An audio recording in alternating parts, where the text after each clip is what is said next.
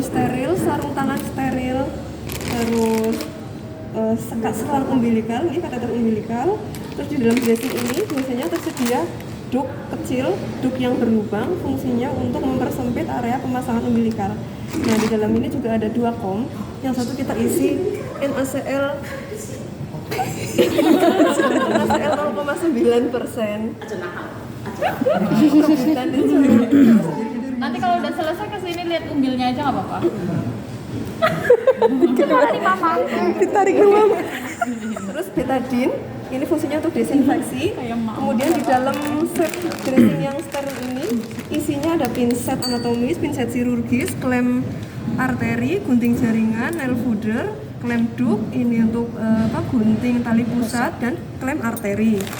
Sebelum kita menggunakan prinsip steril, sebelum pakai gaun dan pakai handscoon steril, terlebih dahulu kita menyiapkan peralatan yang sekiranya bisa kita pasang tanpa menggunakan handscoon steril. Karena biasanya kan idealnya itu pemasangan umbilikal 2 orang, cuma karena kita di NICU biasanya pasien 40-50 yang juga cuma 5 orang, mau nggak mau kita harus pasang sendiri.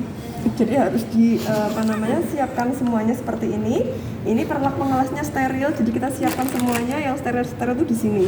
Dan kita bisa buka dulu ini ya, tanpa harus menyentuh alat yang steril. Kemudian ini umbilikalnya juga kita taruh di sini. Terus spetnya juga kita taruh di sini. Terus ini jarumnya juga bisa kita taruh di sini terdahulu. Kalau di puskesmas itu kan biasanya belum ada umbilical kateter seperti ini. Bisa menggunakan penggantinya NGT nomor 5 yang 100 cm.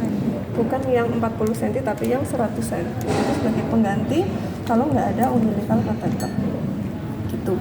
Yeah. Terus biasanya indikasi dilakukan pemasangan vena sentral itu biasanya tuh bayi-bayi yang pada saat lahir mengalami masalah gangguan nafas berat, asfiksia berat, RDS berat, atau bayi-bayi yang berat badannya kurang dari 2 kilo, terus usia kehamilan kurang dari 34 minggu, kita di sini harus wajib pakai vena sentral.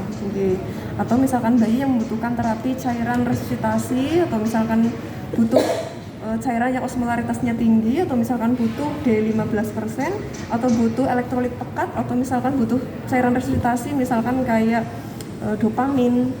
Itu kan biasanya kalau bayinya terpasang infus perifer 1 jalur, kita bikin jalur lagi, bahkan bisa sampai 3 jalur. Nah, ini untuk meminimalkan penusukan infus, kita pakai umbilical dan kita pasangnya 3 jalur gitu. Ini bisa untuk asam amino, dopamin, terus lipid, resusitasi cairan juga bisa langsung pakai vena umbilical gitu. Sebelum persiapan alat, kita terlebih dahulu harus cuci tangan 6 langkah pakai air mengalir, pakai sabun air mengalir. Setelah kita siapkan alat, kita cuci tangan prosedural. Sebelum pakai gaun dan pakai handscoon, cuci tangan prosedural. Ambil sabun, dihitung 1, 2, 3, 4, 5 sampai 10. Kita usapkan sampai siku, kemudian yang satunya juga 1 sampai 10, usapkan sampai siku, terus cuci tangan seperti biasa. Kalau sudah cuci tangan, baru kita pasang gaun.